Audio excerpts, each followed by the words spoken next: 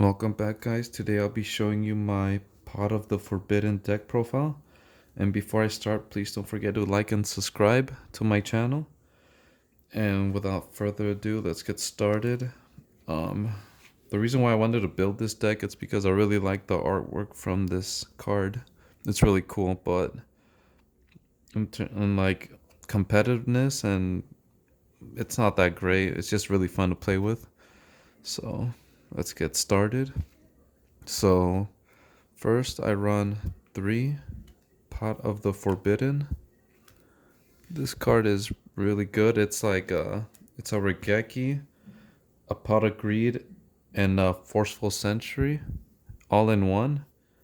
So it has all the banned cards in one, banned and limited cards in one card. So it's really pretty broken.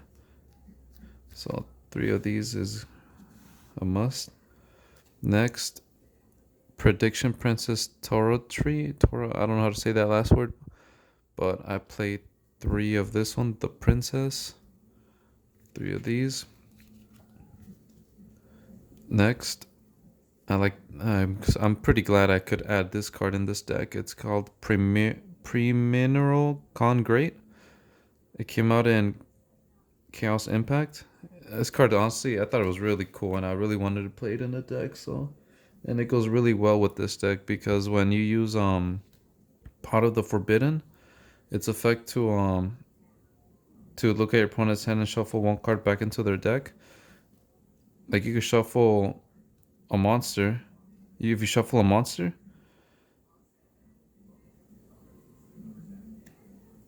it actually activates its hand effect and summons itself out. Sorry, I had to read that card for a bit. It summons itself out on the field, and you could use Prediction Princess to flip it face down and up, and you target up to 2 cards on the field and destroy them, monsters or back row. So I like this card a lot. It's really cool, and it's like King Kong.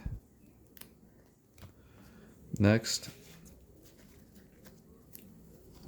2 Photon Thrashers. This card just summons itself out on the field. If you have no monsters, you can special summon it, and then you could go ahead and summon out a regular, like another level 4, and you could XYZ them into a rank 4, into Gallant Granite, and you can just search for one of your rocks, like Kong Great or Pot of the Forbidden. So 2 is good. Actually, I might bump this up to a 3 now that I think about it, because you do want to see this card a lot. You do want to see Photon Thrasher a lot. Next, 3 Danger Mothman, just for an extra level 4 body on the field. And it's just if it summons itself, you draw one. If it discards itself, you discard one. So it's good for consistency also. Next, 3 Manju of the 10,000 Hands. This is the searcher of your. There's also a searcher for your ritual monster like the princess or the ritual spell. So 3 is good. And also it's a level 4, so you could XYZ it away. Next, 3 of Senju of the 1,000 Hands. It's a good card. You normal flip it, and you add a ritual monster from your deck to your hand. It's not really the best, but it helps. Next, and also level 4. Next, Sonic Bird searches out the ritual spell. So this is good too, and again level 4. Next, Ritual Sanctuary. It helps you add a light ritual monster or a ritual spell from your deck to your hand.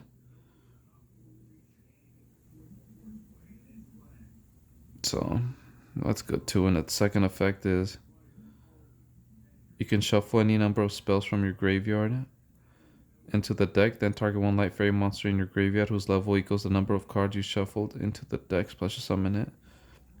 But you most likely won't ever go into this because the ritual princess card, it's It's a level 9. You're never gonna have that many spells in the graveyard. Next, prediction ritual to summon out the princess. Next, a monster reborn.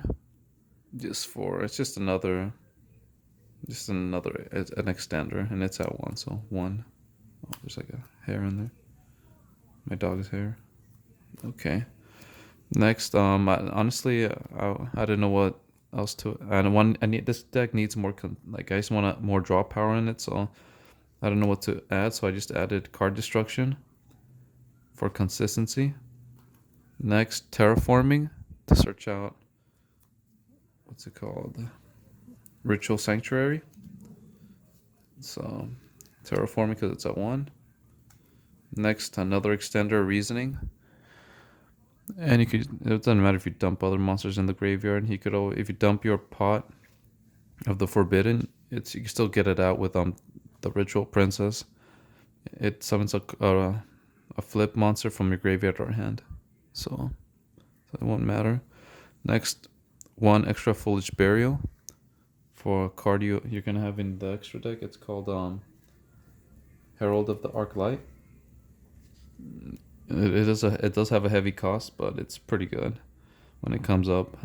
If you have more of these, you could put 2 in there, even 2 or 3. But I only had 1, so only put 1 in there.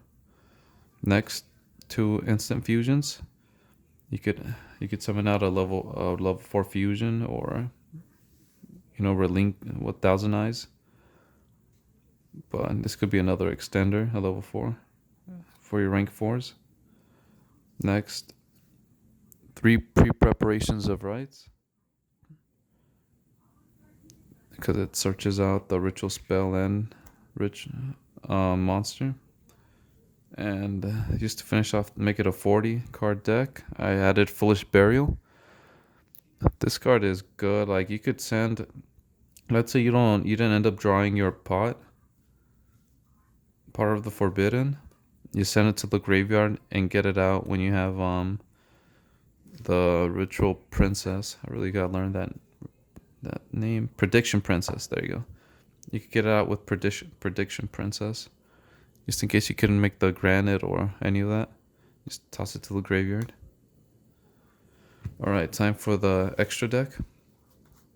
We have 3 Gallant Granite. 3 is really good. Like, he searches out any rock. You could search out your what's it called? Your Pot of the Forbidden, or your Pre-Mineral Congrate. So the monkey or the pot. So 3 is good. You're always going to go into it.